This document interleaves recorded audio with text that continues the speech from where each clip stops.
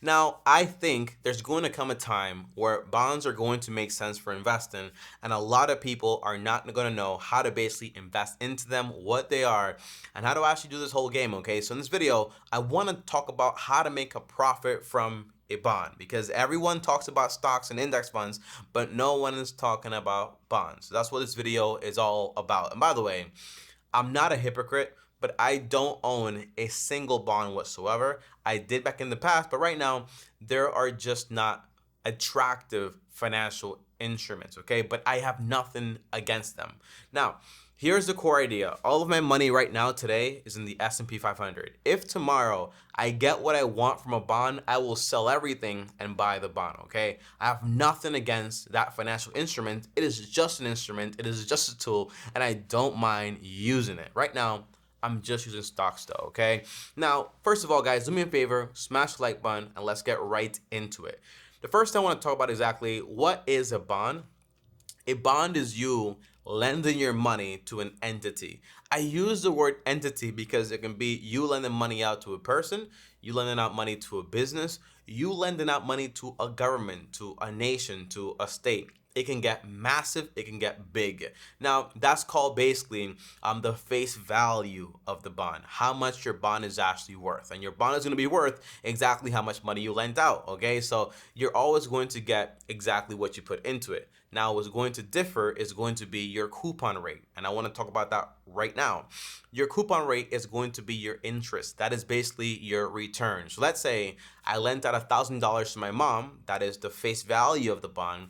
And she agreed to pay me 10%. That's going to be basically the coupon rate, okay? So every single year, I'm going to be making about $100 from that entire bond. I basically got into the deal with my mom or whatever. That is the core idea behind a bond, okay? You have the face value, you have the coupon rate, but most importantly now, when are you going to get your money back? That's called the maturity rate. By the way, these are the bare basics when it comes to bond investing and how bonds actually work in a way. Now, when you get the money back, it's going to be called the maturity rate. That's basically saying, hey, you're going to get all those three pieces of information when you buy a bond, okay? Hey, how much do you need? $1,000. How much will you pay? 10%.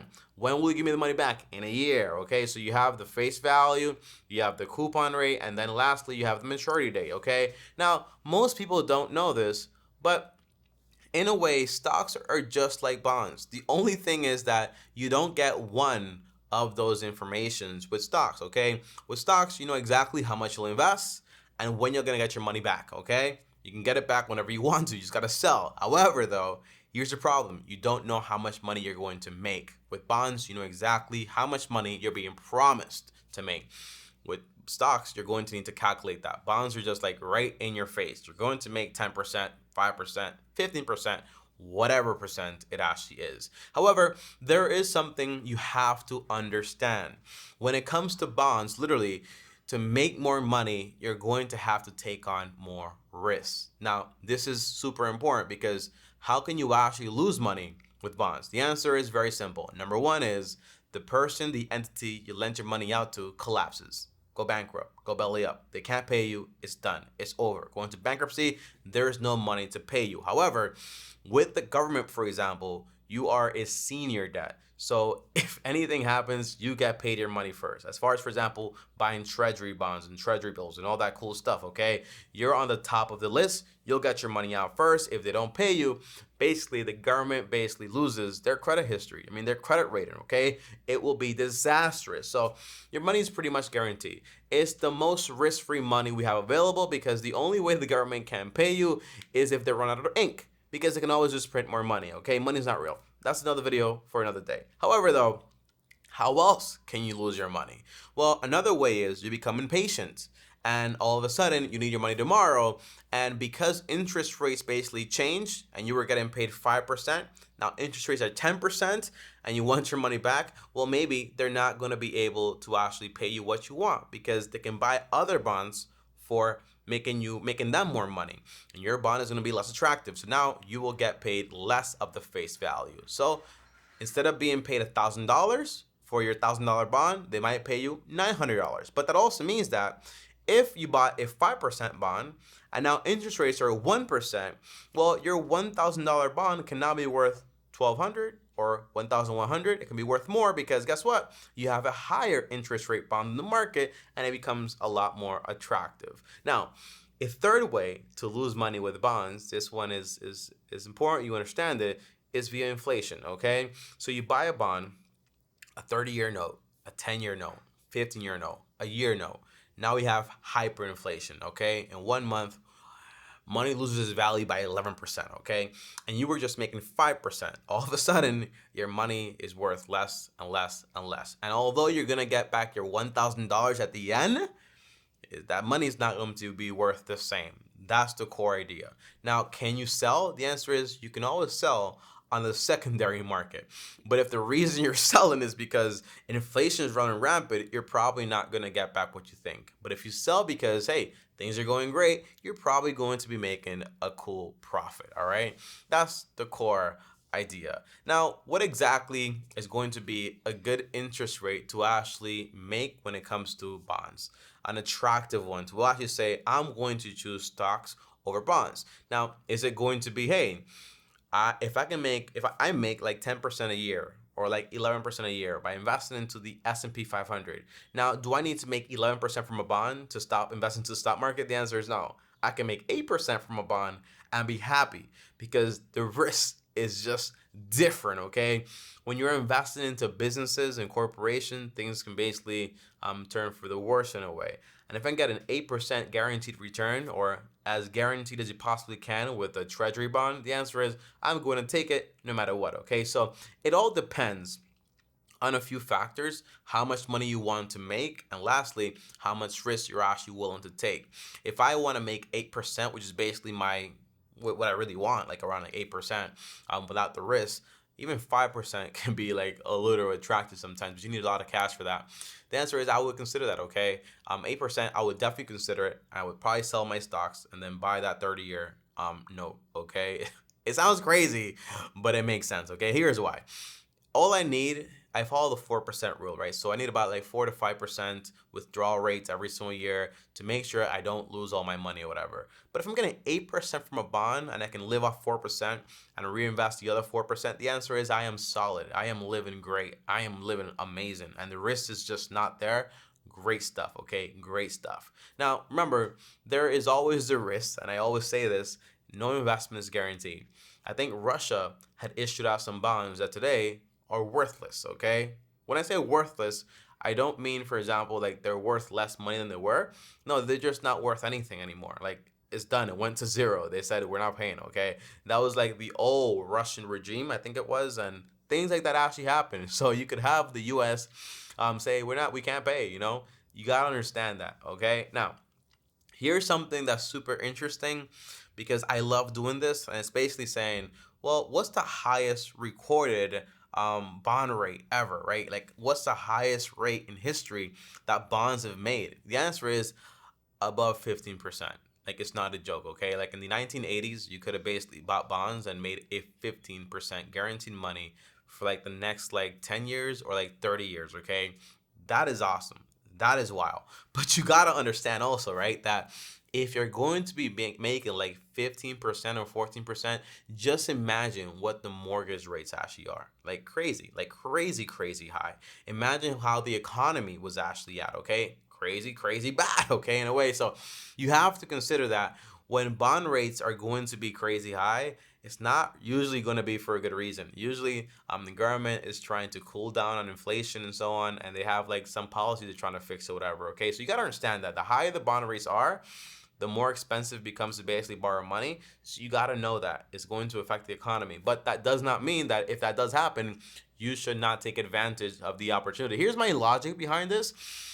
If I have $100,000 in the stock market and all of a sudden bonds are paying me 10%, and the risk is that, hey, we're about to go into World War V, do I rather have my money, for example, into US-based companies, or do I rather have my money, for example, into the US bond market?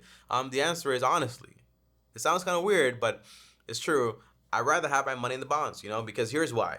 I really do believe that if something like that happens and we lose the war, Well, guess what? We lost the war. My money's not worth anything. The bonds are not worth anything. The companies are going to be like under something new, and you never know what's gonna happen. But it's probably gonna be worth less either. It's gonna be worth less also. Is the word I'm saying. So, but if we do win the war, I have a guaranteed 10% I'm gonna be making for a long time. But if we win the war, and I have my money in stocks, well, I had a decline. I have to wait for the recovery, and I have to go back to making 10%. You see what I'm saying? But it's not gonna be guaranteed. There's always gonna be the risk, but it's gonna be a guaranteed coupon rate of 8 to 10%. I rather that 10 times, okay? It's a mess up logic because I don't want any scare like that to happen so I can make a lot of money. But you get my drift though. You get my drift, okay? Here's something else I want to talk about, okay? Stocks and bonds. Which one is better? It all depends, okay? Historically, stocks do a lot better.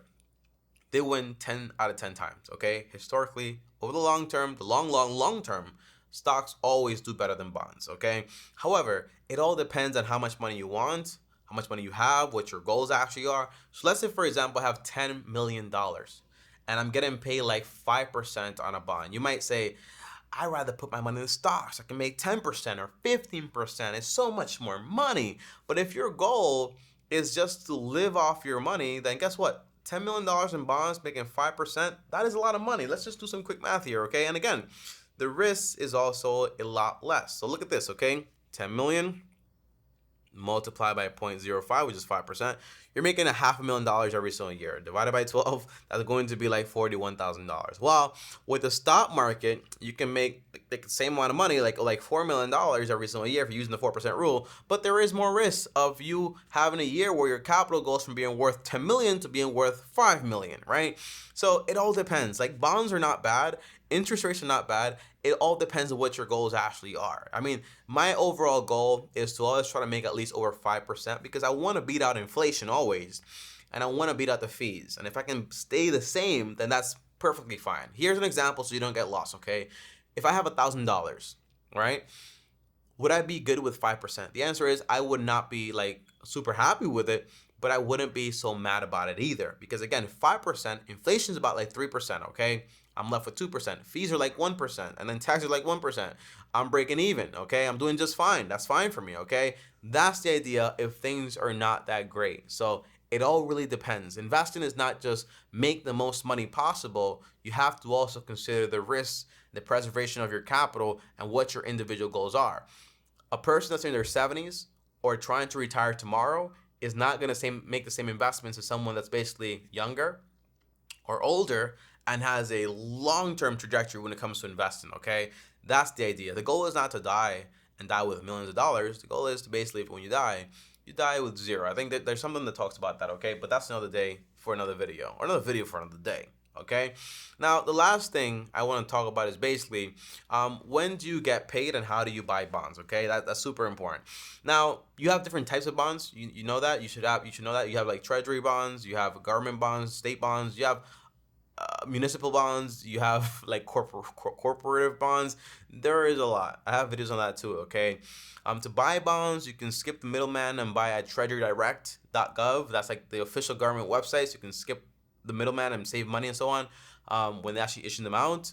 Or you can buy on the secondary market if you want to, like via Vanguard or Fidelity or Schwab's. They sell bonds too, but again, now you're buying from a secondary market, so you might be paying a markup potentially, okay? But when do you get paid with bonds? The answer is you can get paid sometimes monthly, sometimes quarterly, but most of the time you're going to be getting paid like every 6 months and sometimes once a year. It all depends on the actual bond you're actually buying and the agreement you're actually signing up for. So again, the whole goal of this video is to provide for you guys knowledge when it comes to bonds. I would not be attracted to bonds that pay you a lot of money at high risk. Same thing would I not be attractive to stocks that pay you a lot of money or promise you a lot of money with high risk. But if there does come a time, and I'm saying this in preparation for the future, and you should listen to this very carefully, and if you're watching all the way to the end, thank you. But if there does come a time when you're making an attractive rate of return from a bond, be it 5%, be it 10%, be it 8%, be it 12%, and you're trying to figure out, well, do I want to keep investing in bonds or in stocks, or do I want to switch over to bonds? you have to strongly consider it.